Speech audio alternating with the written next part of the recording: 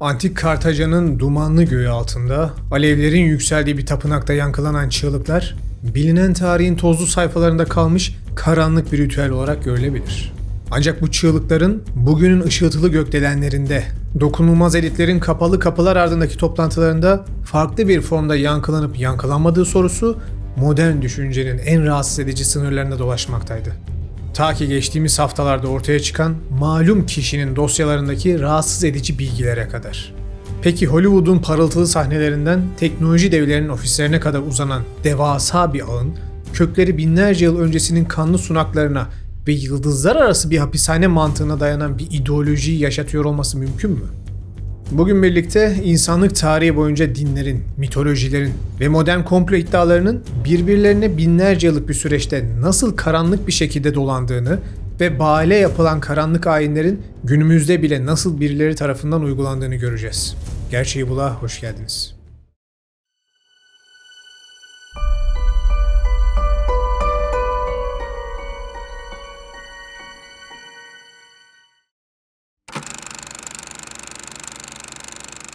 Baba, matematik ödevimde yardım eder misin? Olur, ederim.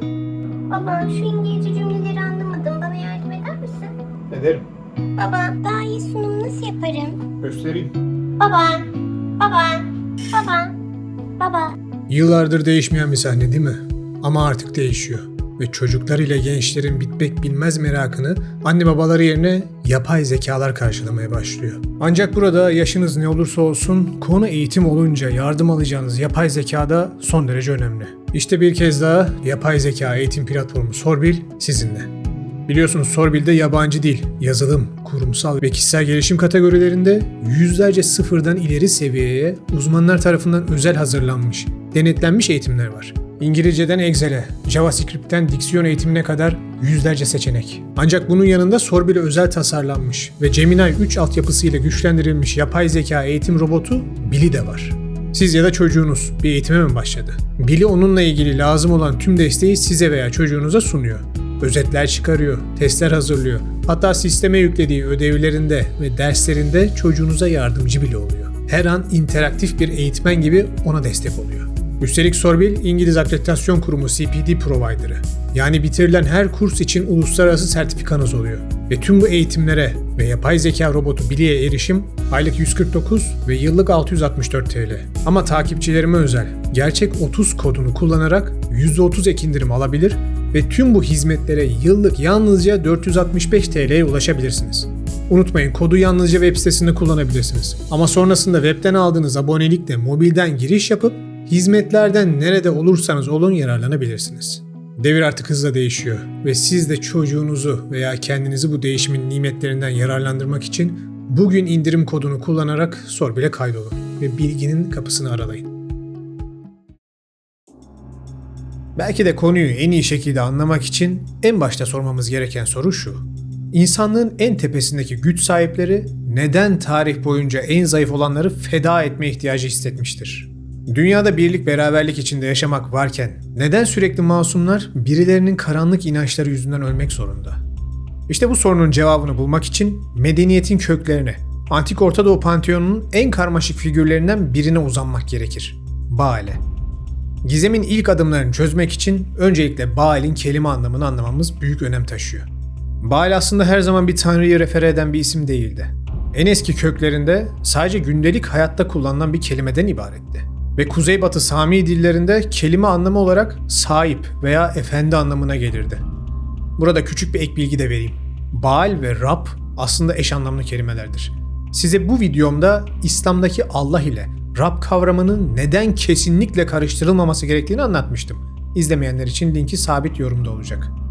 Mesela Fenikece'de, Aramice'de, Akatça'da bu kelime bir evin mülkiyetine sahip kişi için de kullanılırdı. Bir kadının kocası için de kullanılırdı. Ancak ne olduysa her zamanki gibi inançlar din başlığı altında semboller ile donatılıp yozlaşmaya başladıkça oldu. Ve Baal, Kenan diyarında tarımsal bereketi, yağmuru ve fırtınaları kontrol eden güçlü bir tanrıya dönüşmeye başladı. Bir anda nasıl dönüşüyor diye merak edenler için şu küçük örneği vereyim. Baal'e atfedilen niteliklerden birisi olan fırtına tanrısı olayı aslında orijinalinde Hadad isimli bir tanrının niteliğidir.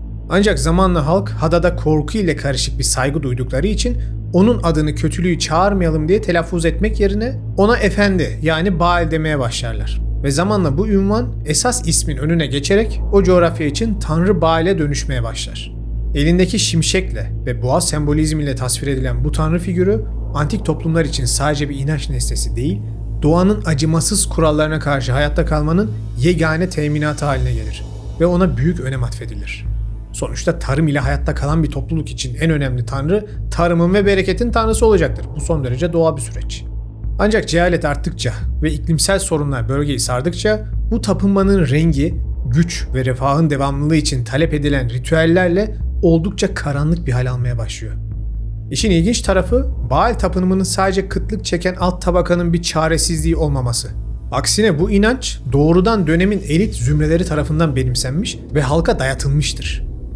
İsrailoğulları tarihine bakıldığında Kral Ahab ve saydalı bir prenses olan eşi Kraliçe Isabel'in Baal inancını devletin resmi dini haline getirdiğini, bu uğurda devasa tapınaklar inşa edip yüzlerce pagan rahibini sarayda finanse ettiklerini görürüz. Sonraki yıllarda bölgede yayılan peygamber, nebi geleneği ise bu hattı doğrudan hedef alarak sapkın ilan etmiştir. Eliyah yani İlyas peygamberin kariyerinin önemli kısmı bu Baal kültüne karşı mücadeleyle geçmiştir.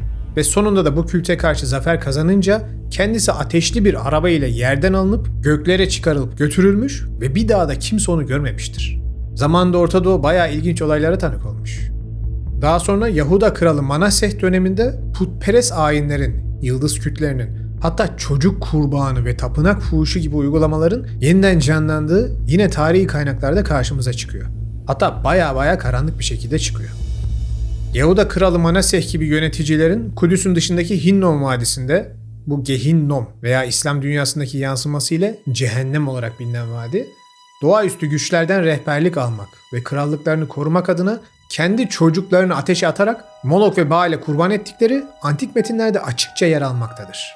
Bu ritüellerin sadece mitolojik bir abartı veya rakip kavimleri karalamak için uydurulmuş bir kara propaganda olduğu uzun yıllar boyunca iddia edilmiş olsa da Oxford Üniversitesi gibi kurumlardan araştırmacıların yer aldığı modern çalışmalar ve Kartaca'daki Topet mezarlığında yapılan arkeolojik kazılar binlerce bebeğin ritüelistik olarak yakıldığına dair gerçek kanıtlar sunmuştur.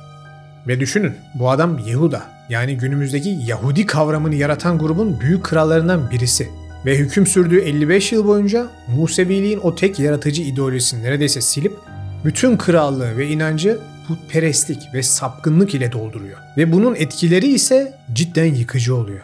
O sapkın güç hainleri tekrardan elitist sınıfın içine işliyor. Ve işte tam burası da konumuz için kilit bir nokta taşıyor. Aklınızda tutun.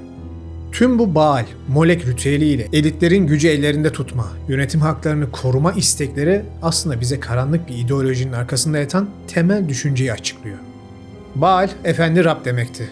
Molek ise Malik kelimesiyle aynı etimolojik köktedir.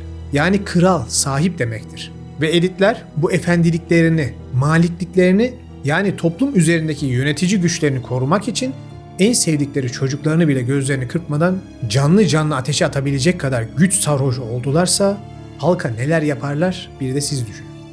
Peki Baal, Molek bunlar aracı figürlerse bu ayin aslında kimin gönlünü eğlemek için yapılıyordu? İşte bu soru ile birlikte işin tarihsel kısmından çıkıp ezoterizm ile örtülü karanlık derinliklerine yolculuğumuz başlıyor.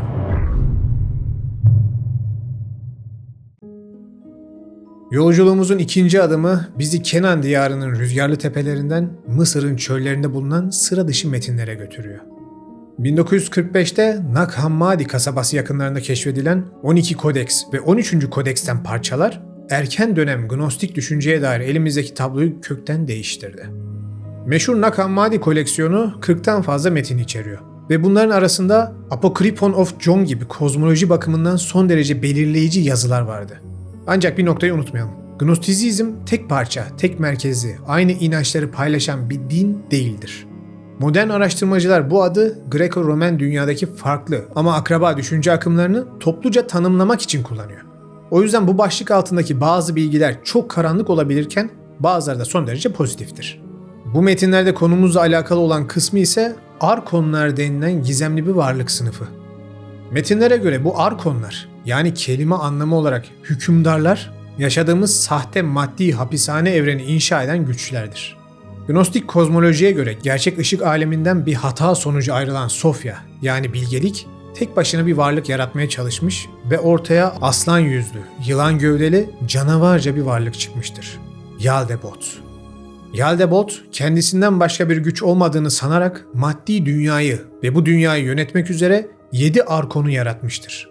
Bu varlıklar 7 klasik gezegeni temsil eder ve ruhların ölümden sonra ışık alemine geri dönmesini engelleyen kozmik sınır muhafızlarıdır. Nag Hammadi metinlerinden arkonların hipostazı bölümü bu varlıkların insanlığı nasıl bir büyük dikkat dağıtma içine attığını anlatır. Onlar insanların dünyevi işlerle, hayatta kalma mücadelesiyle ve maddi kaygılarla o kadar meşgul olmasını isterler ki insanın kendi içindeki tanrısal kıvılcımı keşfetmeye, yani gnosisi keşfetmeye vakti kalmasını isterler. Bu yaklaşıma göre de dünyayı yöneten gizli elitler aslında arkonik hiyerarşinin yeryüzündeki fiziksel arayüzleridir. Onlar bu çürümüş sistemin gardiyanlığını yaparak hem maddi zenginlik kazanır hem de efendilerine ihtiyaç duydukları enerjiyi sağlarlar. Hatta yine bu metinlerde doğrudan Yahudilerin kitaplarındaki o Rab Tanrı denilen varlığın bizzat arkonların hizmet ettiği ve sahte tanrı olan Demiurgos olduğu iddia edilir. İnsanları ayıran, cezalandıran, kavimleri yok eden, sürekli itaat bekleyen, kulluğunuzdan hoşlanmazsa sizi cehenneme atan o Rabbin gerçek yaratıcı olamayacağını, ancak o esas olanın psikopat ve karanlık bir sahte halinin sizi kandırmak için o kitapları ve emirleri gönderdiğini savunurlar. Ki bazı neognostikler Kur'an'daki anlatıların da Tevrat'la aynı olmasından dolayı İslam'ın da bu sahte dünyada esir olmamız için Demiurgos'un gönderdiği bir din olduğunu düşünürler. Ancak bu orijinal metinlerde yazmaz. Çünkü Gnostizm İslam'dan önce zirve yapmış bir alt inanç. O yüzden doğrudan metinlerde Tevrat hedef alınmış.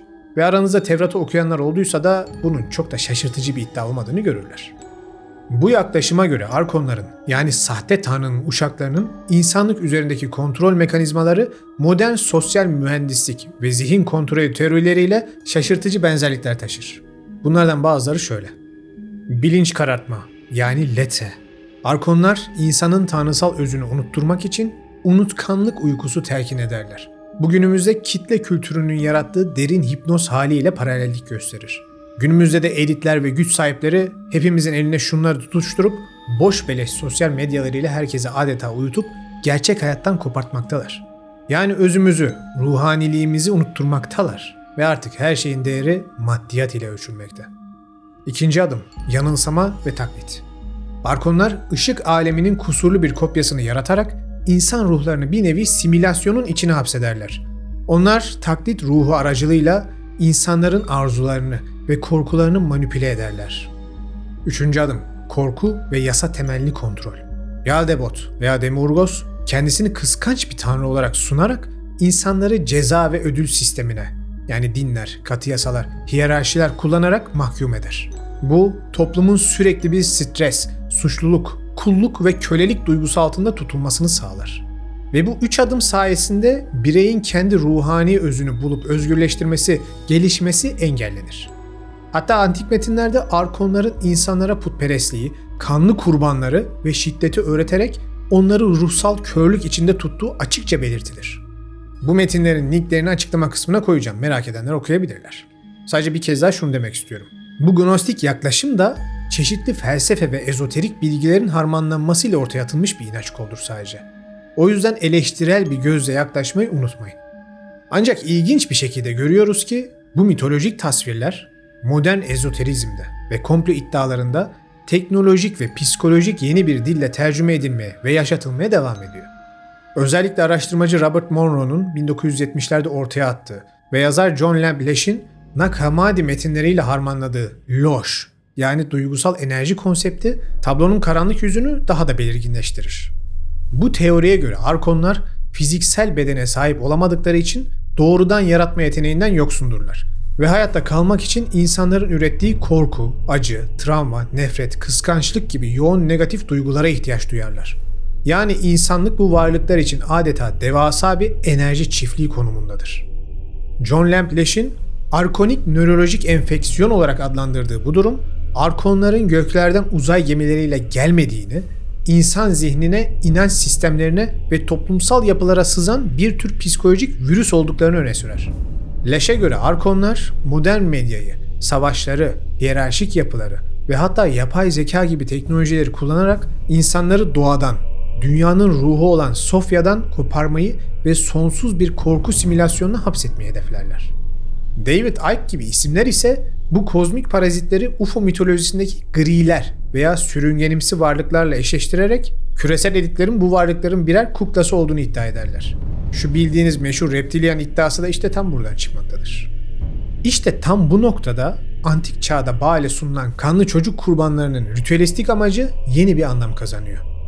Eğer evrende insan acısından beslenen metafiziksel bir mekanizma varsa, elitlerin binlerce yıldır güç karşılığında bu mekanizmaya, yani arkonlara en saf negatif enerjiyi masumiyetin kurban edilmesinden doğan mutlak dehşeti sunduğu argüman ortaya çıkar. Peki ya bu kozmik parazitler o antik çağların güç tutkunu elitleriyle yaptıkları anlaşmayı modern çağda da sürdürüyorlarsa ve bu karanlık düzenin izleri modern dünyanın en mide bulandırıcı skandalların içinde yeniden karşımıza çıkıyorsa, komplo teorisi gibi mi geliyor? Öyle gelmesin. Çünkü Epstein dosyalarıyla bunların nedenli gerçek oldukları ortaya bir kez daha çıktı.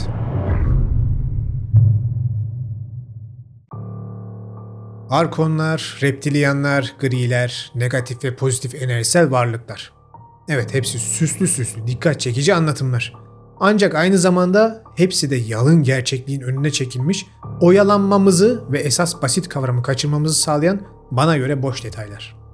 Ben analizlerimi yaparken katman katman yığılmış gereksiz bilgilere değil, hepsinin kökenindeki ana ve saf başlangıç noktasına inmeyi seven biriyim. Zaten bu tekniği siz de yaparsanız karmaşık düğümlerin nasıl çözüldüğünü görürsünüz. Buradaki o saf noktamızda da Baal ve Molok'a yönetimde olan kralların ve soyluların, yani günümüzde elit dediğimiz tiplerin güç için kurban sunmaları ritüeli yatıyor. İnsan doğasının değişmeyen özelliklerinden birisi ritüelistik takıntıları olsa gerek. Bunu zengininden fakirine hepimiz yapıyoruz. Ölüleri gömmek veya yakmak, hayvan kurban etmek, ağaca çaput bağlamak, tahtaya vurmak. Bunların hepsi aslında binlerce yıllık kültürel birikimin ritüelistik yansımalarıdır. Ve tahmin edeceğiniz gibi çok da sapkın halleri de mevcut. Bu tarz konular açıldığında insanlar uzun bir süre tüm bunlara "ya bunlar çağ dışı olaylar, komplolar" deyip durdular. Ancak aslında gerçek hiç de öyle değil. Bunlar sizler için, benim için mitolojik boş işler olabilir. Ancak güçteki insanlar için değiller. Bunu da laf olsun diye demiyorum. Tarih bunların örnekleriyle dolu. Kartaca ve Kenan diyarında ilk örneklerini gördüğümüz bu hüküm için Baal'e çocuk kurban verme olayının sembolik bir benzeri, Roma İmparatorluğu çöktükten sonra elitlerin merkezlerinden olan Venedik'te Black Nobility, yani siyah asiller, karanlık asiller olarak karşımıza çıkar. Dünya ticaretinin merkezi olan Venedik'te Onlar Konseyi olarak bilinen bir güç kapalı kapılar ardında dünya ticaretini kontrol ederken bir yandan da okültizm dolu ayinler ve ritüeller yaparlardı. Bu arada Venedik sadece merkez üslerden birisiydi. Bu karanlık asiller topluluğu aslında tüm Avrupa'yı sarmıştı ve günümüzdeki elitler dediğimiz kişilerin atalarıydı. Bugün halen onların soyları kilit noktalarda yönetimlerde bulunuyor. Hiçbir şey değişmedi yani. Mesela bu grubun Venedik dalı, araştırmacı yazarlar Webster Tarpley ve Dr. John Coleman'a göre kendilerini Fenikelilerin ve hatta Antik Babil'in yöneticilerinin soyundan görürlermiş. Ve Molek ritüellerini, yani maliklik hakkı izni için yapılan ritüelleri şu şekilde tekrarlarlarmış. Rakip firmanın sahibini kendi imparatorluklarının gücünü korumak için öldürmek, yani kurban etmek. Kapalı kapılar ardında maskeler takarak antik Baal tapınma ritüellerini teatral bir şekilde yeniden canlandırıp ama gerçekte hiçbir şeyden haberi olmayan oyuncuların kurban edildiği sahnelerde tekrar yaratmak. Ki ilginç bir ara bilgi vermek istiyorum. Meşhur Venedik maskelerinin bu adamların karanlık ayinlerini yaparken anonimliklerini korumak için ortaya çıktığı da söylenir. Ve bu ritüellerin belki de en büyüğü olarak şartlar uygun hale geldiğinde kurgulanmış vebalar ya da infazlar ile toplu kan akıtma ritüelleri yapılması. Abartı olduğunu sananlar için daha da karanlık örnekler vereyim. Bu manyak tipler kendilerinin güya kutsal hakla, ayinlerle aldıkları yöneticilik gücüne o kadar inanıyorlardı ki ailelerini bile ona göre kuruyorlardı. 12. ve 13. yüzyılda siyah Guelfler denilen elit grup deminki karanlık asiller silsilesinin ilk örnekleridir. Ve bu elit zincir Roma yıkıldıktan sonra İtalyan asıllı Alberto Azzo di Este'nin Alman Welf hanedanlığının varisiyle evlenmesiyle başlar ve karanlık asillerin Almanya'ya uzanmasına vesile olur. Sonrasında zamanla bu soy Hanover hanedanlığına evrildi. Ve Hanoverliler de 1714'te İngiltere tahtına oturarak bugünkü Windsor hanedanlığının ataları oldular. Yani bugün bile bu karanlık asillerin kanı İngiltere Buckingham Sarayı'nda akmaya devam ediyor. Diyorum ya, hiçbir şey değişmedi. Bu en basit zincirlerden sadece birisiydi. Daha deseniz Rusya'nın, Hollanda'nın filan hep bu benzer soyların oligark elit kan bağlarına sahip olduğunu görürsünüz. İşte bu ailelerin zihniyetinde halk profan, yani kutsal olmayan, sıradan olarak görülürdü. Ve onlar için bir masum öldürmek, bir can almaktan ziyade o kişinin sahip olduğu saflığı ve potansiyel enerjiyi sisteme geri iade etmek demekti. Tıpkı binlerce yıl önce Baal inancında olduğu gibi. Bu empati yoksunu sapkın hainlerin birkaç örneğini vermek istiyorum. 15. yüzyılın en güçlü asillerinden ve Jeanne d'Arc'ın silah arkadaşı olan Gilderais, tarihteki en somut elit sapkınlığı örneğidir. Şatosunda yüzlerce çocuğu simya ve okült ayinler için katlettiği kanıtlanmıştır. O dönemdeki savunması ise bu kurbanların ona mutlak güç getireceği inancına sahip olmasıymış. Ersebet Batory örneğine bakalım. Kanlı kontes olarak bilinen Macar asili genç kızların kanıyla banyo yaparak gençlik enerjisini çalmaya çalışmıştır. Bu bireysel bir sapkınlıktan ziyade o dönemin yüksek aristokrasisi için bu masum insanların içindeki yaşam enerjisini transfer etme inancının bir dışa vurumu olarak tarih kitaplarına geçmiştir. Batı medeniyeti diyorduk değil mi? Körler için demeye devam. Zamanı ileri saralım ve günümüze gelelim. Amerika'da her Temmuz ayında ülkeyi yöneten en güçlü siyasiler ve pek çok şirketin CEO'su ile kilit sanatçılar Bohemian Koruluğu'nda buluşup birkaç gün boyunca gözlerden uzak ayinsel bir toplantı yaparlar. Ve etkinliğin sonunda ise dev baykuş heykelin önünde bir insan kuklası yakarlar. Şimdi bu medyada bir network kurma toplantısı ve sonundaki o garip ayin içinde kaygıların yakıldığı sembolik bir ritüel denilir geçilir. Ancak katılan kitleye baktığımızda ve spesifik olarak dev bir heykelin önünde insan kuklası yakılması ve cidden dünyayı yöneten elitlerin orada ayinsel elbiseleri ve sözleriyle bu ritüeli yapmaları pek de masum bir mangal partisi gibi gelmiyor açıkçası. Hele ki demin verdiğim onlarca örnekten sonra ve tabii ki Epstein belgelerinden sonra artık hiç masum gelmiyor. O korulukta sözüm ona arınma ayini yapan tiplerin pek çoğunun ismi Epstein belgelerinde çocuk sapıklığı ile birlikte geçiyor. Ve bir zamanlar bebek yakılarak yapılan, sonra Avrupa'da masumların kanı akıtılarak yapılan sapkın ritüelistik ayin, günümüzde masumları seks kölesi yaparak devam ediyor. Ve daha da iğrenci, bu ayinleri yapanların hepsinin kendilerini biz normal halktan üstün gören, bizi yönetme hakları olduğunu düşünen tipler olmaları. Hatta eli arttırıyorum ve daha da iğrencini söylüyorum. Bu ayinlerde bulunan ve dosyalarda da ismi geçen kritik kişilerin sorgulanmaları ve davaları ne tesadüftür. Tam da Amerika-İran operasyonu başladığında ne oldu biliyor musunuz? Anlatayım. Leon Black, adamın sapkın ağını finanse eden bankacı. Hapse girmedi. Mahkeme anlaşma yoluna gidip bıraktı. Bill ve Hillary Clinton, ki yüzlerce belgede tüm sapıklıkları yazıyor, fotoğrafları boy boy var ama biz onu tanımıyoruz dediler ve dava açılmadan bitti. Çocuk sapığı Prens Andrew, onlarca kanıta rağmen sadece para cezası ödedi ve dava bitti. Yakında hızlıca diğerleri de savaş devam ederken sümen altı edilir, emin olun. Biz elimizden geldiğince kral çıplak diyoruz. Ama görünen o ki kral nudist olduktan sonra bizim lafların da bir önemi kalmıyor. Toparlarsam, geçmişten günümüze kurulan bu bağlar dikkatle incelendiğinde insanlık tarihi boyunca sömürü ve kontrol mekanizmalarının sadece isim ve şekil değiştirdiğini görüyoruz. Baal, Molok veya Arkonlar. Bu isimler insanlığı ezerek kendi varlığını sürdüren güç yapılarının farklı çağlardaki farklı isimlerle ibadet ettikleri sembolik kavramlar sadece.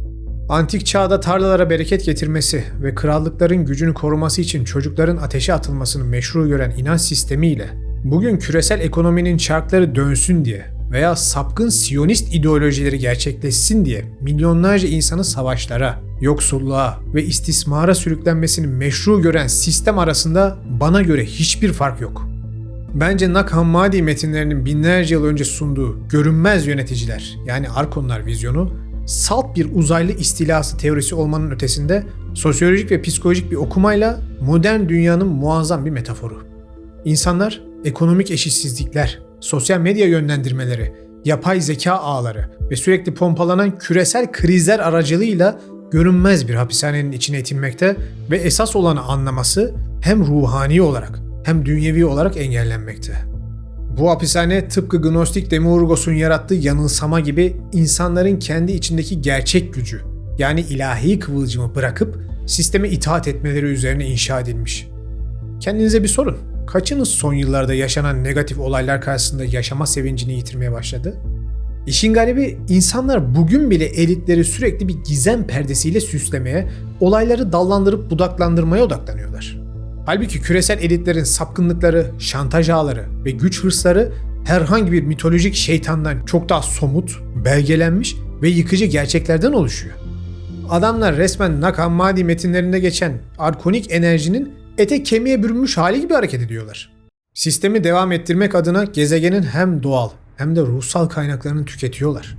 Sonuç olarak antik metinler ile günümüz olayları birleştirildiğinde ortaya çıkan büyük resim şudur. Gnostiklerin binlerce yıl önce yazdığı uyarılardaki arkonların fiziksel formda sürüngenimsi uzaylılar olup olmadığı tartışılabilir bir mitolojik konu. Ancak onların temsil ettiği insan ruhunun parazitlik sömürüsü gerçeği modern güç yapıları tarafından kusursuz bir şekilde işlenmekte ve çoğumuz bu maddi tüketim tuzağında esirler olmuş durumdayız. İnsanoğlu kendisine dayatılan bu korku, kriz ve çaresizlik simülasyonundan çıkışın yolunu ancak kendi zihnindeki aydınlanmayla, zincirlerini kırarak ve bu sömürü sistemine duygusunu, enerjisini, kıymetli zamanını vermeyi reddederek bulabilir. Tüm gün bu haberler içinde kaybolmaktansa bence fillerin tepiştiği şu zamanlarda gücümüzün yetmeyeceği dev planları gece gündüz kafaya takarak kendimize zarar vermememiz lazım. Çünkü cidden hayatın güzelliklerini kaçırıyoruz. Hadi Gizem kanalıyız, şu soruyu da soralım. Peki ya tüm bu binlerce yıl önce mağaralarda, manastırlarda ve çöllerin derinliklerinde kaleme alınan o gizemli metinler sadece felsefi birer metafor değil de bugün dünyayı yöneten dünya dışı bir sistemin birebir uyarısıysa ve bizler bu devasa kötü varlıkların laboratuvarlarında uyanmayı bekleyen deneklerden ibaretsek, bu fantastik olasılıkta bile cevap yine değişmiyor. Bizler huzuru ve aydınlanmayı kendi içimizde bulamadıktan sonra ister bir uzaylı simülasyonunda olalım, ister pislik elitlerin kurduğu normal bir dünya düzeninde olalım, yine de bu cendereden çıkamayız. Dünyayı kurtarmak istiyorsanız önce kendinizi kurtarmanız lazım. Ancak bu sayede şartlar ne olursa olsun huzuru bulabilirsiniz. Lütfen şunu unutmayın. Karanlığın ışığı söndürmek gibi bir özelliği bulunmaz. Bu fiziken imkansızdır. Ancak küçük bir ışık bile karanlığı en azından çevresinden uzak tutabilir. Bu yüzden sürekli negatife odaklanıp ışığınızı lütfen söndürmeyin. Onu güzellikleriyle besleyin. Çevrenizi aydınlatın. Ve zamanla bu karanlığın bitip aydınlığın yayıldığına umarım hepimiz tanık olalım. Videoyu izlediğiniz için hepinize teşekkür ederim. Yolculuğumda bana eşlik etmek için kanala abone olup videoları beğenip çevrenizde paylaşmayı lütfen unutmayın. Bir sonraki videoda görüşmek üzere, kendinize iyi bakın.